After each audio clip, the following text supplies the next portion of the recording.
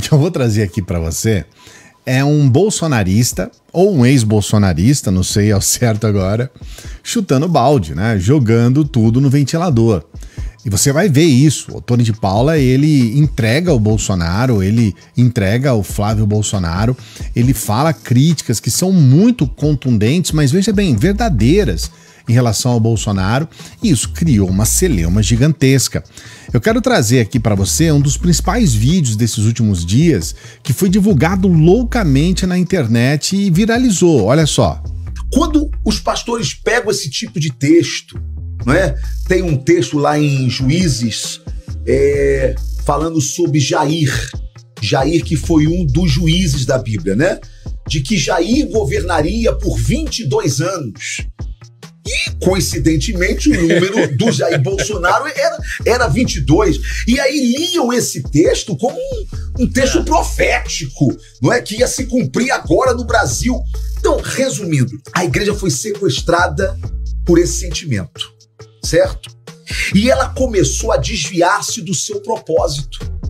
Por exemplo, nós não conseguimos mais hoje orar pela autoridade. Ou seja, eu só consigo orar pela autoridade que eu votei. Da minha ideologia. Da minha ideologia. Sendo que a Bíblia diz que toda autoridade vem do Senhor e nos manda orar pelas autoridades para que nós tenhamos dias de paz. Certo? Crente passou a defender arma. Crente passou a defender que bandido bom é bandido morto. Crente passou a ser contra a Bolsa Família, que mata a fome do necessitado.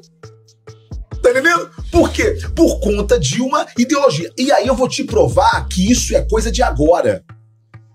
Lula enfrentou Collor. Lula enfrentou FHC 2 vezes. Dilma foi presidente do Brasil 2 vezes. Em quais dessas eleições o crente que votou no PT, em Lula ou em Dilma, foi chamado de comunista? Foi expulso da igreja? Em que eleição que o pastor subiu no altar e disse: se for votar no Lula, pode sair daqui? Isso é coisa de agora. É agora! Esse fenômeno do ódio que dividiu famílias, casais, acabou com o Natal, separou irmãos, tirou gente da igreja. Isso é um fenômeno de agora. Sequestrou a bandeira nacional. E eu vou dizer por quê. Porque como a gente não podia levantar a bandeira do PL no altar, a gente levantava a bandeira do Brasil. Eu estava agora com uns 10 pastores que votaram em Bolsonaro como eu, e aí eu questionei, falei: gente, cadê a bandeira do Brasil? Que estava sempre nos nossos altares e que nós levantávamos. Cadê? Esta é a prova de que o pavilhão nacional foi, em algum momento, sequestrado por um lado da política, né? Ou seja, patriota é só aqui. Quem vota lá não é patriota, lá é comunista. Deus está aqui e o diabo está lá. Você quer ver a arrogância do bolsonarismo a que ponto chegou? Eu sei que eu vou ser muito criticado e que vão entrar na sua rede, eu tô ali traidor e tá. Mas eu não tô nem aí, eu tô em paz com a minha consciência, eu tenho um papel diante do meu Deus, eu tenho um dever moral de dizer: larguem a igreja. A igreja não é Lula, a igreja não é Bolsonaro, a igreja não é PT, a igreja não é PL. Larguem a igreja. Eu sou um defensor daquela lei que, inclusive, existe em muitos países, inclusive nos Estados Unidos existe essa lei. A partir do momento que entrou a política na igreja, a igreja perde isenção fiscal. Porque hoje nós temos esse problema, né? Nós, brasileiros, pagamos para que igrejas façam defesa política para os seus candidatos, e agora todo mundo fazendo campanha da extrema-direita, amanhã pode até fazer campanha para a esquerda. Eu sou contra os dois. Não tem esse negócio de fazer campanha política dentro da igreja, não.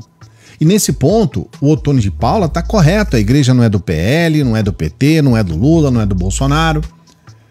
E ele fala a respeito disso com muita clareza. Por exemplo, aqui ele está falando sobre o Flávio Bolsonaro, que é senador, a gente sabe, pelo Rio de Janeiro, E ele fala sobre a atitude do Flávio Bolsonaro nas igrejas, olha só. Quando é que o senador Flávio Bolsonaro esteve aqui chamando os pastores para desenhar uma proposta política para o Rio de Janeiro? Nunca. Você sabe por quê? Porque eles acham que a igreja já é deles. Que a igreja vai ao passo deles. Pior que estava mesmo indo. Nós criamos, e não é culpa do presidente Bolsonaro, nós criamos uma espécie de bezerro de ouro. E esse bezerro de ouro que nós criamos foi uma espécie de adoração que nós começamos a fazer a um ser político. Que, aliás, tchau, você sabe de que na igreja evangélica a gente tem um problema muito grande com a questão da idolatria, né? Por quê? Porque a gente tem receio desse negócio de dividir a glória de Deus, certo?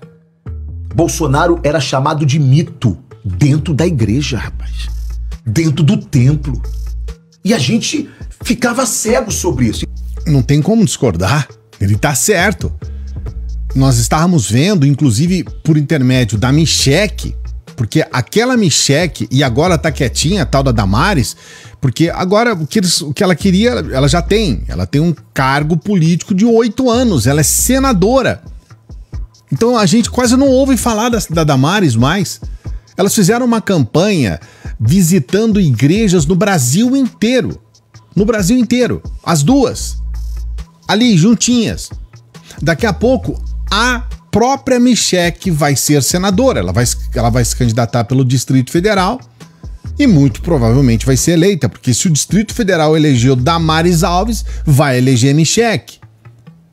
E essas mulheres, não foram só elas, é bom deixar claro, rodaram o Brasil inteiro falando sobre política em igreja e fazendo essa confusão. Até conseguir o carguinho, já era. Eu vou trazer aqui para você o Ottoni falando a respeito do Bolsonaro e das atitudes do Bolsonaro. Aqui ele entrega o Bolsonaro, porque ele fala, eu avisei e ele não fez o que eu falei. Então, quer dizer, ele entrega que o Bolsonaro sabia e tinha consciência da gravidade dos crimes. Olha só. O que eu disse, presidente? Então, diga para os patriotas saírem da porta desses quartéis, porque senão o senhor vai sair pequeno dessa história. Ele não quis fazer e eu, no meu instinto pastoral de cuidar das pessoas, eu resolvi falar, saiam daí, saiam daí. E de fato tem vídeos dele fazendo isso, pedindo para as pessoas saírem da porta dos quartéis. Isso é verdade também. Não tô aqui fazendo defesa do Ottoni não, tá? Porque nessa história da briga entre esse cara e o Bolsonaro, eu sou a favor da briga. A questão não é essa. A questão é que nós precisamos começar a colocar luz sobre o movimento contra a política na igreja, que é fundamental. É fundamental. A gente vai trazer agora para você o começo já desse embate. Então tem duas figuras que já estão fazendo um embate direto ao Ottoni de Paula. Um deles é o porta-bandeira. É a chamada múmia patriota, que é aquele cara que fica enrolado numa bandeira. Agressivo, né? É o tal Gilvanda Federal. Um cara realmente lamentável mesmo. E ele já faz o primeiro combate ao Ottoni de Paula raivoso. Tá, ó. Botando um ovinho de raiva. Olha só. Como eu disse, sempre admirei o deputado Ottoni de Paula, mas depois que ele passou a mão no Eduardo Paes e foi lá fazer palhaçada com esse ex-presidiário descondenado do Lula. E queremos, como igreja, Senhor, abençoar em nome de Jesus a sua mente, sua saúde, sua família. Fazer oração, dizer, esse cara tem que ir pro inferno, o Lula. E não a oração, pô. Se for pra orar, ora pra esse filho da mãe ir pro inferno. Aí vem o deputado Ottoni de Paula lá orando por um bandido do Lula.